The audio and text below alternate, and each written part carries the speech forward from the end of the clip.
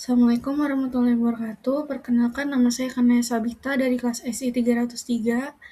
Di sini saya akan mempresentasikan tugas kelompok saya dengan kelompok saya, yaitu berjudul Konsep Ketahanan dalam Filsafat dan Agama. Sebelumnya mohon maaf, saya belum dapat hadir pada presentasi terdahulu dikarenakan ada kendala yang harus saya prioritaskan. Sehingga di sini saya mempresentasikan tugas ini sendiri, secara mandiri. Berikut ini adalah anggota-anggota kelompok dari kelompok 1. Baik, di sini untuk slide pertama adalah menjelaskan mengenai latar belakang. Jadi di sini ada dari presentasi ini untuk memberikan jawaban atau memberikan gambaran terkait pertanyaan tentang eksistensi Tuhan yang hadir di setiap zaman dan peradaban manusia. Kedua adalah manusia selalu mencari sumber makna, arah hidup, dan tempat kembali. Lalu menjelaskan juga terkait filsafat dan agama, memberikan pendekatan berbeda untuk membahas Tuhan. Jadi di sini pendekatan-pendekatan yang dimaksud adalah pendekatan agama yang bersumber dari wahyu dan pendekatan filsafat yang bertumbuh pada akal dan penalaran manusia atau makhluk hidup ya. Jadi kedua pendekatan ini yang akan menjadi dasar dalam menjadi konsep ketuhanan yang akan kita bahas pada materi kali ini. Baik, lanjut untuk materi selanjutnya atau slide selanjutnya ialah memberikan tujuan dari presentasi ini adalah menjelaskan konsep ketuhanan dari sudut pandang filsafat dan agama. Kedua, menjelaskan perkembangan dan aliran-aliran dalam konsep ketuhanan. Dan ketiga, memberikan contoh kasus nyata terkait pengalaman bertuhan. Selanjutnya untuk teori dasar, di sini membahas teologi filsafat dan ketuhanan.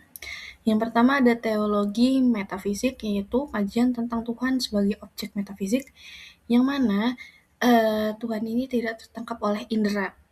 Lalu ada teologi wahyu, yang dimana membahas dari Tuhan yang telah memperkenalkan diri lewat wahyu.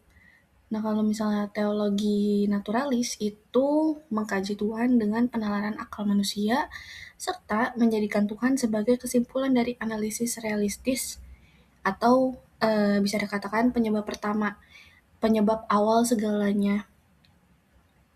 Seperti itu. Baik, selanjutnya menjelaskan teori dasar teologi filsafat dan ketuhanan menurut beberapa agama. Yang pertama ada Hindu, yaitu Brahman sebagai realitas tertinggi. Dharma dan karma ialah nilai utamanya. Kedua ada kejawen, mereka dikenal Sang Hyang Tunggal atau Gusti, dan menekankan harmoni lahir batin dengan alam dan sesama.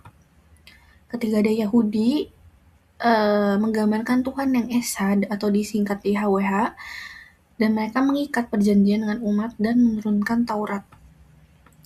Lalu ada Buddha, menekankan Dhamma atau hukum kebenaran, yang mana fokus pada pencerahan dan bukan Tuhan secara personal.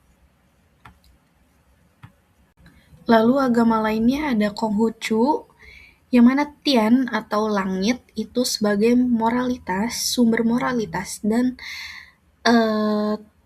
tatanan kosmik, serta menekankan kebajikan.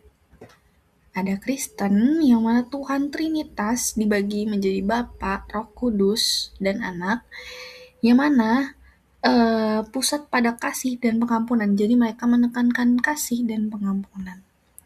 Lalu terakhir adalah Islam, yang mana menggambarkan Allah yang Maha Esa dalam kurung tauhid, dan mereka menekankan pada ketaatan dan penghambaan. Selanjutnya pada perkembangan konsep ketuhanan,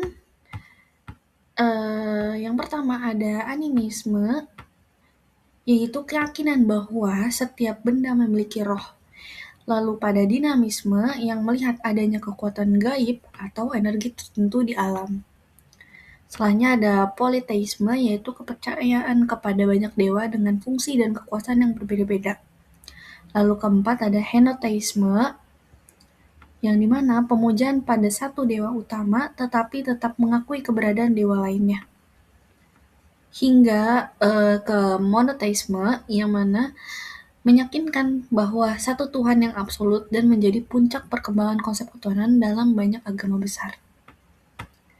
Seperti itu. Baik, selanjutnya aliran-aliran dalam konsep ketuhanan. Yang pertama ada deisme, yang mana deisme ini artinya meyakini bahwa Tuhan memang menciptakan alam. Tetapi setelah alam, semuanya ini berjalan dengan hukumnya masing-masing. Jadi deisme ini Tuhan itu sebagai gambaran untuk menciptakan awalnya saja, lalu setelahnya berjalan dengan hukum-hukum tertentu. Lalu kalau panteisme itu pandangan bahwa Tuhan dan alam adalah satu kesatuan, segala sesuatu yang ada di alam dianggap sebagai bagian dari Tuhan. Lalu ketiga ada panenteisme, yaitu dia ini meliputi Tuhan itu memang meliputi alam, namun lebih besar. Lalu ada teisme, yaitu keyakinan bahwa Tuhan itu ada, menciptakan alam dan tetap berhubungan, serta mengatur ciptaannya. Selanjutnya ada agnoteisme, yaitu pandangan bahwa manusia tidak bisa memastikan apakah Tuhan itu ada ataupun tidak.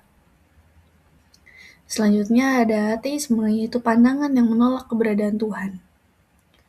Dan terakhir adalah naturalisme yang melihat segala sesuatu berasal dari alam sendiri tanpa perlu melibatkan unsur supranatural. Untuk selanjutnya, fungsi dan prinsip agama dalam kehidupan.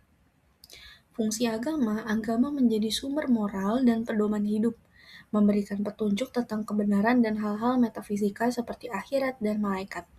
Selain itu, agama juga memberikan bimbingan rohani dalam suka dan duka, serta memberikan identitas dan rasa kebersamaan bagi umatnya. Pada prinsip pentingnya, di sini ada kebebasan beragama yang mana tidak boleh memaksa atau dipaksa dalam beragama. Kedua adalah prinsip keadilan, yaitu bersikap seimbang tanpa diskriminasi. Lalu ada ihsan, berbuat lebih baik dari sekedar adil, termasuk memanfaatkan berbuat baik kepada kerabat dan sesama. Sehingga untuk kesimpulannya, agama di sini tidak hanya menjadi satu kepercayaan, namun menjadi fondasi moral juga. Selanjutnya argumen filsafat tentang wujud Tuhan. Yang pertama ada argumen ontologis, yang mana dari ide tentang zat yang maha sempurna disimpulkan bahwa Tuhan itu ada. Kedua ada argumen kosmologis, yang mana berisikan segala sesuatu yang ada memiliki sebab dan selalu ada penyebab pertama. Lalu argumen teleologis, yaitu segala sesuatu yang ada atau keteraturan dan tujuan di alam menunjukkan adanya perancang. Selanjutnya terdapat argumen teologis yang mana melihat keteraturan, hukum, sebab akibat, dan kehendak Tuhan di baliknya. Kedua ada argumen moral, yang mana adanya nurani, rasa bersalah, dan standar baik buruk menunjuk pada sumber moral. Lalu ketiga ada argumen estetika, yang mana isinya keindahan alam dan seni mengarahkan manusia pada Sang Maha Indah. Baik, di sini kami membuat jawaban terkait studi kasus eksistensi Tuhan menurut anggota kelompok kami. Jadi di sini menjelaskan mengenai eksistensi Tuhan, yang mana datanya ini diambil dari sesi 2 bagian diskusi. Secara umum, kami menyimpulkan bahwa Tuhan itu sebagai sumber makna, arah hidup, dan tempat kembali setelah kematian. Nah, kedua ada penjelasan atas keteraturan alam dan munculnya kesadaran manusia. Ketiga adalah tempat bersandar ketika logika ini lagi di ambangnya atau di unjuk jebatannya dan hati membutuhkan ketenangan. Kemudian dari sini didapatkan 3 pendekatan utama, yaitu pendekatan rasional, yang mana memahami Tuhan melalui hukum sebab akibat, keteraturan alam, dan argumen kosmologis. Lalu pendekatan eksistensial, spiritual, yaitu pengalaman pribadi seperti doa yang dijawab, ketenangan batin, pertolongan yang datang tepat waktu, dan rasa disertai. Lalu yang terakhir, mayoritas anggota melihat keimanan sebagai perpaduan antara akal dan pengalaman hidup, yang mana nggak semata-mata logika dan tidak semata-mata perasaan, tetapi keduanya saling melengkapi. Untuk slide selanjutnya, di sini ada contoh studi kasus. Contoh kasusnya yaitu konsep ketuhanan di era digital. Jadi di era AI atau Artificial Intelligence ini, muncul ide kesadaran digital atau hidup dalam simulasi manusia yang mana dapat dibayangkan teknologi yang membuat data dan memori seolah abadi.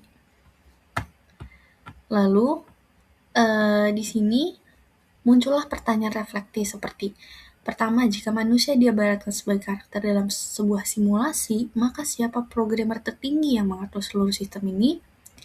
Yang mana ini menggambarkan bahwa seberapa canggih pun teknologi tetap ada sesuatu di luar jangkauan manusia. Kedua, keabadian digital benar-benar bisa mengatasi kefanaan atau tetap membutuhkan sesuatu yang lebih tinggi sebagai dasar eksistensi. Ketiga, dari sudut pandang tauhid, meskipun teknologi terus berkembang, Tuhan tetaplah zat yang tanpa awal dan tanpa akhir. Sehingga teknologi hanyalah alat ciptaan manusia, bukan sebagai pengganti manusia. Dari pertanyaan reflektif ini, teknologi modern justru membuat kita semakin sadar bahwa manusia itu punya banyak keterbatasan dan tetap membutuhkan Tuhan sebagai sumber makna dan arah hidup. Oke, baiklah. Sekarang kesimpulan. Pembahasan tentang Tuhan sangat luas, namun berbagai argumen menunjukkan bahwa keberadaannya dapat dipahami melalui akal dan tanda-tanda alam. Dengan akalnya, manusia seharusnya melihat bukti kekuasaan Tuhan dalam gejala alam. Alam yang awalnya diciptakan sempurna justru rusak oleh perbuatan manusia. Meski Al-Quran dan sains telah mengingatkan pentingnya menjaganya, karena itu manusia perlu menjadikan alam sebagai sahabat, menjaga ciptaan Tuhan dan merasakan keberadaannya melalui keindahan serta keteraturannya.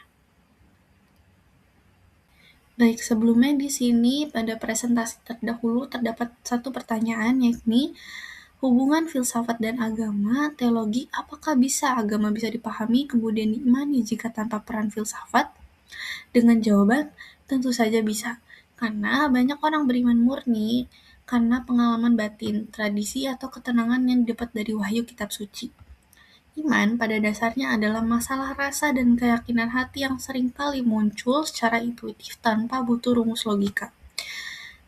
Namun, disinilah peran si filsafat menjadi penting sebagai fondasi rasional.